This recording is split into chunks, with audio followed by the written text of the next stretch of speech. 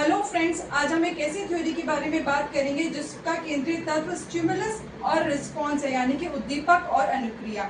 उद्दीपक होगा तो ही रिस्पॉन्स होगा, यानी कि अनुक्रिया होगी। अब ये स्टिमुलस या उद्दीपक ये क्या होता है, आज हम इसके बारे में जानेंगे। इसमें बहुत सारे शब्दों का यूज हुआ है, जैसे कि unconditional stimulus, unconditional response, condition stimulus, condition response and neutral stimulus. इन शब्दों का क्या मतलब है और इस थ्योरी में सीखने का आधार अनुबंधन यानी कि कंडीशनिंग बताया गया है।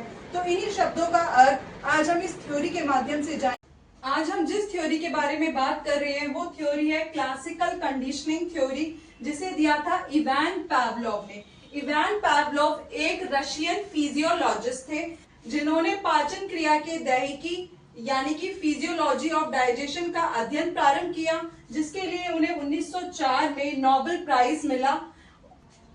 संयोग से ही उन्होंने लार में अनुबंधन सलाइवरी कंडीशनिंग की घटना का अध्ययन किया और उससे संबंधित सीखने के एक सिद्धांत का प्रतिपादन किया, जिसे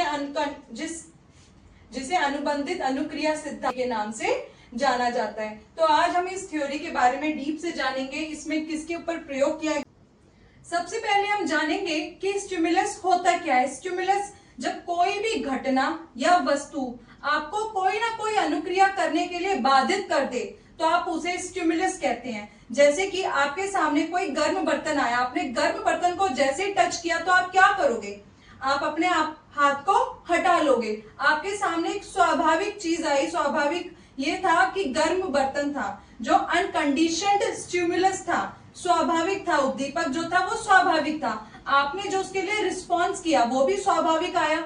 आपका क्या रिस्पॉन्स था कि आपने अपने हाथ को हटा लिया, यानी कि अनकंडीशनड रिस्पॉन्स। जो रिस्पॉन्स आपका स्वाभाविक है, अनकंडीशनड। अब कुत्ता भूखा था, उसके सामने जब भोजन लाया गया तो भोजन देखते ही उसके मुंह से ऑटोमेटिकली लार आने लग जाती है, यानी कि भोजन जो था स्वाभाविक था, अनकंडीशनड स्टिमुलस स्वाभाविक, उसके लिए उसने स्वाभाविक ही रिस्पॉन्स किया।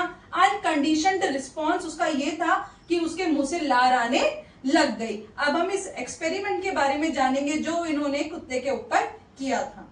इसमें कुत्ते के ऊपर एक प्रयोग किया गया था।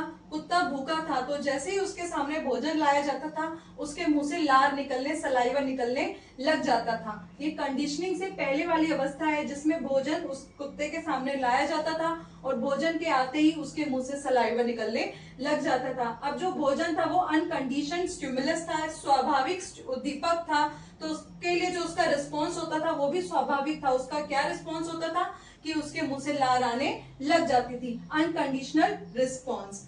अब जब उसके सामने बेल लाई गई तो बेल के लिए उसने कोई रिस्पॉन्स नहीं दिया, मींस बेल क्या हो गई, न्यूट्रल, जिसके लिए उसके मुंह से कोई लार नहीं आई, उसने कोई रिस्पॉन्स नहीं दिया।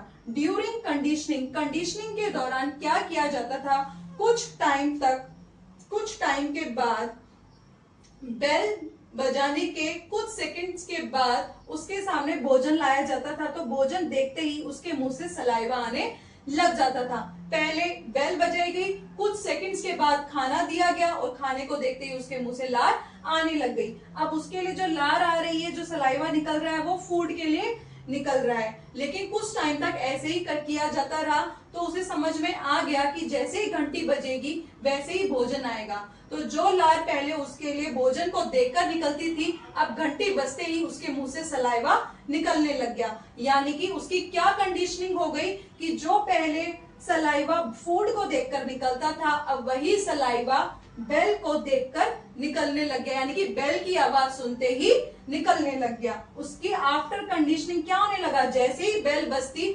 उसके मुंह से सलाइवा निकलने लग जाता। यानी कि जो बेल पहले न्यूट्रल थी अब वो क्या हो गई, कंडीशनल स्टिमुलस हो गया, जिसको देखकर उसके मुंह से कंडीशनल रिस्पॉन्स निकला।